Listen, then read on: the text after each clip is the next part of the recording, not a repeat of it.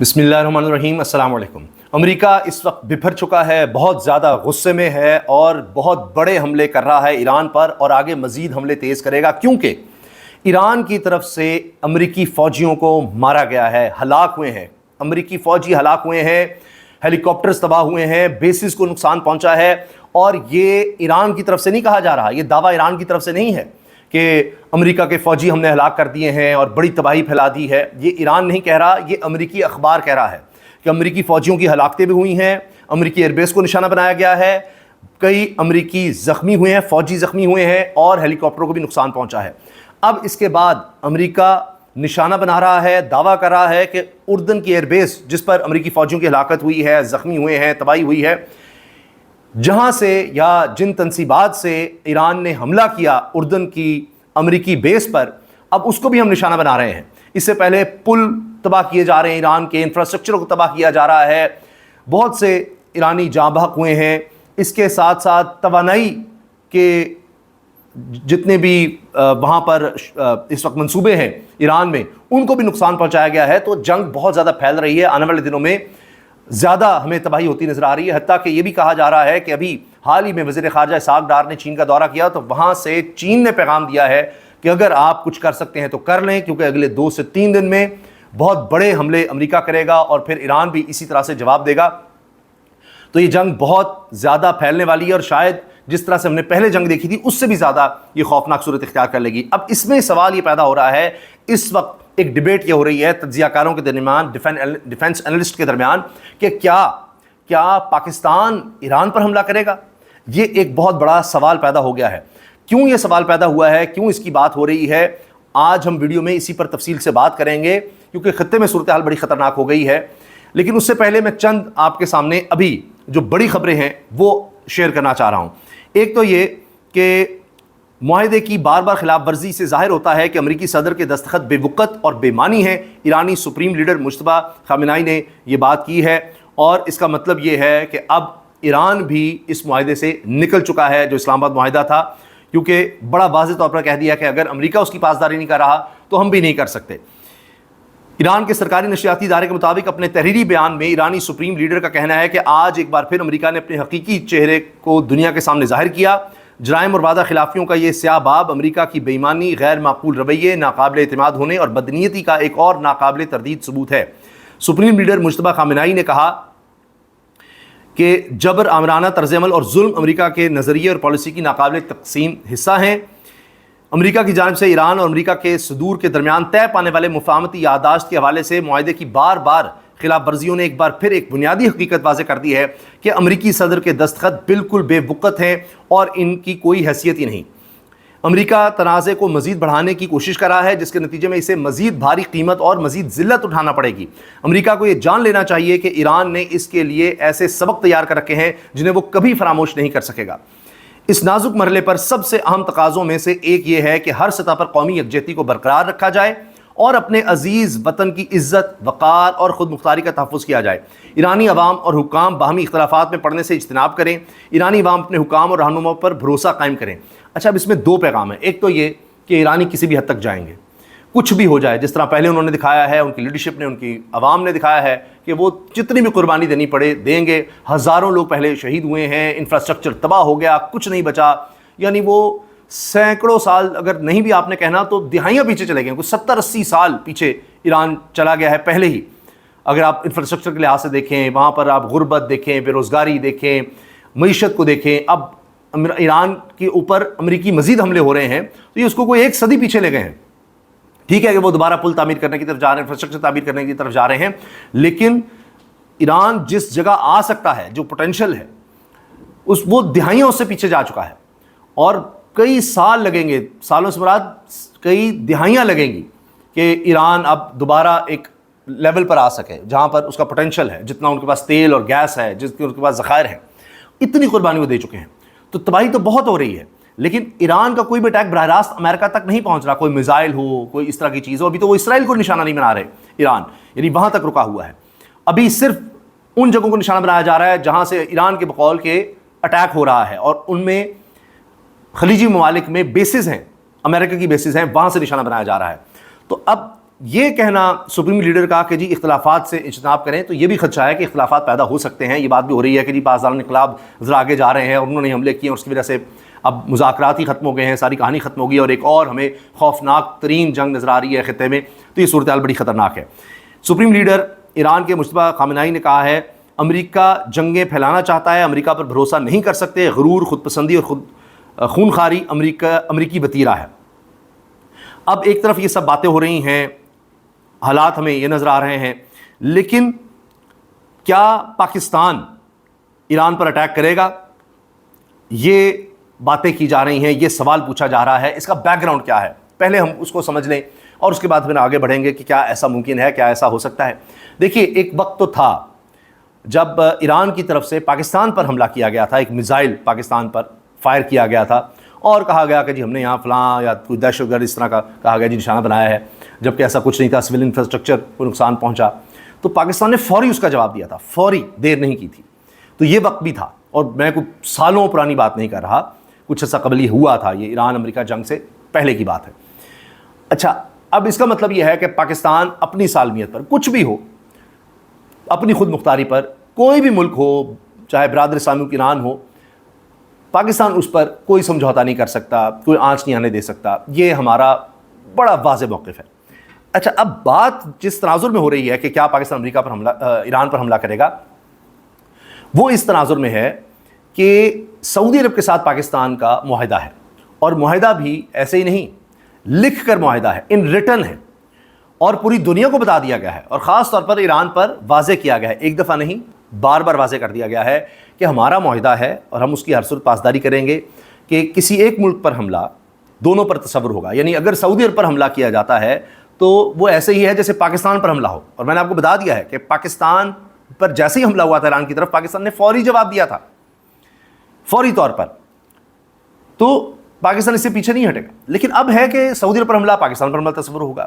تو اگر سعودی عرب پر حملہ ہوتا ہے تو پاکستان پر حملہ ہے، تو پاکستان پہلے یہ بتا چکا ہے کہ پاکستان حملہ ہوگا تو ہم جواب دیں گے۔ اب اس میں ذرا تھوڑی سی کچھ ٹیکنیکل باتیں ہیں جو ڈسکس کرنا ضروری ہے۔ ایران نے سعودی عرب کو پہلے نشانہ بنایا، کس طرح سے کہ امبیسی کو، امریکی امبیسی کو ریاض میں، یا یہ کہ جو اڈے تھے امریکہ میں موجود، سعودی عرب میں امریکی اڈے، ان کو نشانہ بنایا تھا۔ امریکی جو اڈے سعودی عرب میں موجود تھے یا ان کے جہاز تھے، ان کا دیگر انفراسٹرکچر تھا، اس کو ایران نے براہ راست نشانہ بنایا ہے۔ اچھا، اس کے بعد بار بار ایران کو پیغام دیا گیا کہ ہم اس جنگ میں براہ راست نہیں ہیں۔ اب یہ ایران کو بھی پتہ ہے، سعودی عرب کو پتہ ہے کہ امریکہ بہادر زبردستی بھی لے سکتا ہے اڈے، اور اگر نہیں دیں گے تو اس سے سعودی عرب کے لیے بڑے مسائل پیدا ہو سکتے ہیں، اور سعودی عرب کسی بھی طرح سے امریکہ سے براہ راست لڑائی لڑنے کی پوزیشن میں ہے ہی نہیں۔ ایران کی بات اور ہے۔ اب سعودی عرب کے پاس اپنا اس طرح کا دفاع ہی نہیں ہے، اس لیے تو پاکستان کے ساتھ دفاعی معاہدہ کرا ہے، اس لیول کا دفاع نہیں ہے جس طرح کا پاکستان کے پاس ہے۔ تو اب سعودی عرب کے پاس کیا ہے؟ مین ان کے پاس جو چیز ہے وہ ہے تیل۔ پاکستان ابھی بھی نیگوسیشنز میں ہے کہ جی آپ ہمیں کچھ عرصے کے لیے تیل دے دیں، یہاں تک کہ جی سی پیک کے معاہدے ہیں اور وہ مہنگے ہیں، ہم آپ سے لے کر وہ رقم ان کو دے دیں اور آپ سے پھر سستا ہم یعنی معاہدہ کر لیں نسبتاً، یعنی فرض کریں کہ 1% انٹرسٹ ریٹ پر ہم وہ قرضے آپ کو واپس کریں گے، بجائے اس کے کہ سی پیک کے قرضے میں بہت مہنگے پڑ رہے ہیں۔ اسی طرح سے ہمیں ڈیفرڈ پیمنٹ پر قرض کی صورت میں آپ تیل کی فیسلٹی بھی دے دیں۔ پہلے جو ڈالر سعودی عرب نے رکھوائے ہوئے پاکستان کے پاس، ہم نے وہ قرضے بھی واپس نہیں کیے اور ان کو بھی رول اوور کر دیا کہ آگے واپس کریں گے، ہم یہ نہیں کر سکتے۔ اس کے علاوہ ہم سعودی عرب سے کہہ رہے ہیں کہ ہمیں ابھی مزید فیسلٹی دے دیں، سہولت دے دیں تیل کے لیے، کیونکہ ہمارے پاس اتنے ابھی ڈالرز نہیں ہیں، ہمارے لیے مسئلہ ہے، آپ ہمیں بھی دے دیں، ہم آہستہ آہستہ آپ کو آگے جا کر واپس کر دیں گے ابھی، تاکہ ہمارے پاس تیل کی سپلائی جاری رہے، وہ ڈسرپٹ نہ ہو۔ اور سعودی عرب ظاہر ہے آپ نے ہرمز نہیں، اگر آپ نے ہرمز بھی دے تو ایران کم از کم ہمارے جہازوں کو نشانہ نہیں بنائے گا، ہمیں امید ہے، کیونکہ اگر ایران نے کسی ملک کا واضح طور پر شکریہ ادا کیا، زندہ آباد کے نعرے لگائے، تو وہ پاکستان تھا۔ پاکستان نے کس طرح ایران کا ساتھ دیا یہ ایران کو بھی پتہ ہے، ان کی حکومت کو پتہ ہے، اس لیے وہاں پاکستان زندہ آباد کے نعرے لگتے رہے ہیں، اور شکریہ ادا کیا جس ملک کا سب سے پہلے، وہ پاکستان تھا۔ ٹھیک ہے، تو یہ سب چیزیں ان کو پتہ ہے۔ سعودی عرب دوسرے راستے سے بھی ہمیں تیل فراہم کر سکتا ہے، تو ہمیں سعودی عرب کی بہت زیادہ ضرورت ہے۔ ٹھیک ہے، ایران کے ساتھ بھی ہمارے اچھے تعلقات ہونے چاہیے ہیں، ہم نے ان کا بھی ساتھ دیا ہے، لیکن ایران اس پوزیشن میں نہیں ہے کہ پاکستان کی کوئی اس طرح کی مدد کر سکے تیل کی صورت میں، گیس کی صورت میں، براہ راست ان کے پاس اپنے مسائل ہیں، اور انٹرنیشنل پابندیاں ہیں. پاکستان کھل کر کوئی بہت بڑا معاہدہ بھی نہیں کر سکتا اس طرح کا جس طرح کا سعودی عرب سے کر رہا ہے, کہ اگر فرض کریں جی ایران کہتا ہے جی ہم آپ کو یہ فیسلٹی دے سکتے ہیں, ان کے پاس ایک گنجائش ہی نہیں ہے اول تو, اور اگر وہ دیتے بھی ہیں کہ جی اچھا بعد میں دیکھی جائے گی تو اس انٹرنیشنل سینکشنز آ سکتی ہیں, تو یہ ہو نہیں سکتا. سعودی عرب کے ساتھ پاکستان کے تعلقات بھی ہیں, برائے تعلقات بھی ہیں, ہمیں ضرورت بھی ہے. سعودی عرب نے مشکل وقت میں ہمیشہ پاکستان کا ساتھ بھی دیا ہے, اب معاہدہ بھی ہے. لیکن اس میں ایک بات یہ نظر آتی ہے جو تجزیہ کار یہ سمجھاتے ہیں کہ دیکھیے اگر تو سعودی عرب کی زمین سے براہ راست امریکہ آپریٹ کرتا ہے براہ راست اور ایران کو نشانہ بناتا ہے تو ایران کے پاس جواز تو ہوگا. لیکن جب سعودی عرب کہہ چکا ہے امریکہ کو کہ جی آپ ہماری بیسز استعمال نہ کریں, آپ براہ راست ہماری بیسس سے حملے ایران پر نہیں کر سکتے, ہم نے اس کی اجازت نہیں دی, آپ کے پاس دیگر ممالک ہیں آپ وہاں سے کرتے رہیں, ہماری طرف سے آپ یہ نہ کریں. تو یہ بات آ چکی ہے, اور اب لگتا یہی ہے کہ ایسا نہیں ہوگا. یعنی امریکہ کو پتا ہے کہ بھائی سعودی عرب کی سرزمین استعمال کی گئی تو پھر ایران وہاں پر حملے کر سکتا ہے اور معاملہ خراب ہوگا, زیادہ بگاڑ آ سکتا ہے. اب اگر تو ایسا ہوتا بھی ہے تو سعودی عرب ریسٹرینٹ کا مظاہرہ کرے گا, جی ایران نے حملہ کیا ہے تو امریکی بیس پر حملہ کیا ہے اور ہم نے تو منع بھی کیا ہوا تھا, لیکن اگر زور زبردستی سے ہم سے لے بھی لی گئی ہے جگہ اور وہاں سے اٹیک کیا گیا ہے تو انہی کو نشانہ بنایا گیا ہے. لیکن اگر سعودی عرب کی اپنی تنصیبات کو نشانہ بنایا جاتا ہے, آئل کی تنصیبات کو, دیگر تنصیبات کو, یعنی براہ راست سعودی عرب پر اس طرح سے اٹیک کیا جاتا ہے, پھر معاملہ اور ہوگا. تو ابھی فی الحال جو نظر آ رہا ہے, باقی جنگ ہوتی ہے کچھ پتہ نہیں لگتا, اللہ تعالیٰ رحم فرمائے, اللہ تعالیٰ کرم فرمائے, لیکن بظاہر یہ لگتا ہے کہ اگر ایران نشانہ بھی بنائے گا تو بیسس کو ہی یا امریکی انفراسٹرکچر کو بنائے گا. اس صورت میں سعودی عرب جس طرح پہلے مظاہرہ کر چکا ہے بڑے ریسٹرینٹ کا, تحمل کا, صبر کا, اور بار بار ایران پر واضح کر چکا ہے نہ کریں, تو شاید سعودی عرب کی پوزیشن وہی رہے گی. صرف تب بدلے گی جب سعودی عرب کی اپنی براہ راست تنصیبات کو, ان کے انفراسٹرکچر کو, ان کے لوگوں کو خدا نخواستہ نشانہ بنایا جاتا ہے, سعودی عرب کے عوام کو یا ان کے علاقوں کو. علاقے سے میری مراد یہ ہے کہ جہاں امریکہ کا کوئی لینا دینا نہیں ہے, تو پھر صورتحال اور ہوگی. تو فی الحال ایسا نظر نہیں آتا کہ ایران اس طرح کا اٹیک کرے گا, تو لہٰذا اب فی الحال ایسی کوئی نوبت نظر نہیں آتی کہ جی پاکستان پر پریشر آئے یا پاکستان مجبور ہو کہ جی وہ بھی ایران پر کوئی اس طرح سے حملہ کرے. تو پہلے تو سعودی عرب کو براہ راست آنا پڑے گا, سعودی عرب براہ راست آئے گا, جو اب تک وہ نہیں آیا, اس کے بعد پھر پاکستان کی بات آتی ہے, اور ساتھ ہی تو ابھی تک یہ نہیں ہے. اچھا ابھی پاکستان اس سٹیج پر جا بھی نہیں رہا کہ اتنا ایکٹیو پاکستان ہوا تھا, جنگ رکوائی تھی, لیکن اب پھر دونوں طرف سے جنگ چھڑ گئی ہوئی ہے, تو بڑا مشکل ہو جاتا ہے کہ بعض اوقات ہوتا ہے کہ اچھا ہم نے تو پوری کوشش کی تھی, نہیں آپ لوگ رک رہے, تو پھر تھوڑا سا کر کے دیکھ لیں آپ, کہ اگر آپ سمجھتے ہیں کہ جنگی حل ہے تو ذرا دیکھ لیں, اور جب پھر نقصان اتنا زیادہ ہو جائے گا, پھر تھوڑا سا پیچھے ہٹنے کے موڈ میں آئیں گے, تو اس وقت پھر پاکستان شاید ایک ایکٹیو رول اس طرح سے پلے کرے جس طرح پہلے کر رہا تھا. ابھی بھی ہوگا بیہائنڈ دا سین یہ وہ, لیکن اتنا پرو ایکٹیو نہیں, شاید ابھی وہ کرنے کا وقت بھی نہیں آیا, اس کا اتنا فائدہ بھی نہیں ہوگا. تو یہ ابھی ہمیں صورتحال نظر آ رہی ہے, لیکن جنگ ہوتی ہے. اللہ تعالیٰ رحم فرمائے, کرم فرمائے, کیونکہ جن ممالک میں بہت نقصان ہوا ہے پاکستان ان میں شامل ہے معاشی طور پر. دیکھیے, اور اس کا پریشر اب پھر آنے لگ گیا ہے, کیونکہ عالمی سطح پر پھر ریکارڈ سطح پر پہنچ رہی ہیں تیل کی قیمتیں, کیونکہ جنگ اتنی خوفناک ہو رہی ہے. اب اس ساری صورتحال میں ایک اور بڑی حیران کن خبر ہے کہ نیتن یاہو اسرائیل کے وزیر اعظم, ان کی کیا گرفتاری ہو سکتی ہے نیو یارک آمد پر, کیونکہ میئر نے قانونی مشاورت شروع کر دی ہے. میئر اس وقت نیو یارک کے مسلمان ہیں, زوران ممدانی, اور انہوں نے کہا کہ کیونکہ عالمی عدالت انصاف اسرائیلی وزیر اعظم کو مجرم قرار دے چکی ہے, اس نے انسانی حقوق پامال کیے, لوگوں کو ناحق مارا ہے, اس لیے ہم پر یہ قانونی طور پر لازم ہے کہ اگر ایک مجرم عدالت کا, انٹرنیشنل کورٹ کا ہماری سرزمین پر قدم رکھتا ہے, نیو یارک میں آتا ہے, تو پھر ہم اس کو گرفتار کریں. اب انہوں نے اس پر قانونی مشاورت شروع کر دی ہے کہ جی قانون کیا کہتا ہے. امریکی اخبار نیو یارک ٹائمز کو دیے گئے انٹرویو میں زوران ممدانی کا کہنا تھا کہ نیتن یاہو جنگی مجرم ہے, اسے دی ہیگ میں ہونا چاہیے. دی ہیگ کی international criminal court Netanyahu پر جنگی مجرم ہونے کی فرد جرم عائد کر چکی ہے. نیتن یاہو کو اقوام متحدہ کی جنرل اسمبلی اجلاس میں شرکت کے لیے ستمبر میں نیو یارک آنا ہے. نیو یارک کو آنا پڑے گا, جنرل اسمبلی کے اجلاس میں شرکت کرنی ہے نیتن یاہو نے. تو اب وہ جب آتے ہیں تو پھر کیا ہوگا, اس پر میئر ممدانی کا کہنا ہے کہ وہ اپنے قانونی اختیار کا جائزہ لے رہے ہیں کہ کیا وہ نیو یارک پولیس ڈپارٹمنٹ کو غیر ملکی سربراہ مملکت کی گرفتاری کا حکم دے سکتے ہیں یا نہیں. بطور mayor Zohran Mamdani New York Police Department کے معاملات کے نگران بھی ہیں, وہاں میئر کے پاس ہوتی ہے پولیس بھی, اس کے انڈر ہوتی ہے، بڑے شہر کی پولیس کا جس طرح میئر ہوتا ہے اس کے انڈر پولیس ہوتی ہے، دیگر بہت سی چیزیں ہیں، ڈپارٹمنٹس ہیں جو اس کے انڈر ہوتے ہیں، یعنی اسٹرانگ لوکل باڈی کے وہاں پر۔ اچھا، زوران محمدی کا کہنا تھا کہ گزشتہ کئی برسوں کے دوران نیتن یاہو کے اقدامات کے نتائج سب کے سامنے ہیں۔ نیو یارک سٹی میں قانون مجھے جو کچھ کرنے کی اجازت دیتا ہے ہم وہی کریں گے، لیکن ہم اس مقصد کے لیے اپنے قوانین خود نہیں بنائیں گے۔ گزشتہ سال میئر کی انتخابی مہم کے دوران ممدانی نے انٹرویو میں کہا تھا کہ اگر نیتن یاہو نیو یارک آئے تو وہ پولیس کو نیتن یاہو گرفتاری کا حکم دیں گے۔ یہ گرفتاری انٹرنیشنل کرمنل کورٹ کی جانب سے کی جائے گی، وارنٹ پر عمل درآمد کے تحت، جو غزہ جنگ میں نیتن یاہو کے کردار سے متعلق تھا۔ نیتن یاہو نے حالیہ ریڈیو انٹرویو میں ممدانی کی گرفتاری کی دھمکی پر رد عمل دیتے ہوئے کہا کہ انہیں اس کی کوئی فکر نہیں، کر لو بھائی اگر کر سکتے ہو تو۔ انہوں نے میئر پر الزام لگایا کہ وہ حماس کی حمایت کرتے ہیں۔ اسرائیلی وزیراعظم کا کہنا تھا کہ انہیں دیکھنا چاہیے کہ وہ کس کی مذمت کر رہے ہیں اور کس کی حمایت کر رہے ہیں۔ وہ اسرائیل کی مذمت کر رہے ہیں جو واحد جمہوریت ہے جو امریکی اقدار کے ساتھ کندھے سے کندھا ملا کر کھڑی ہے۔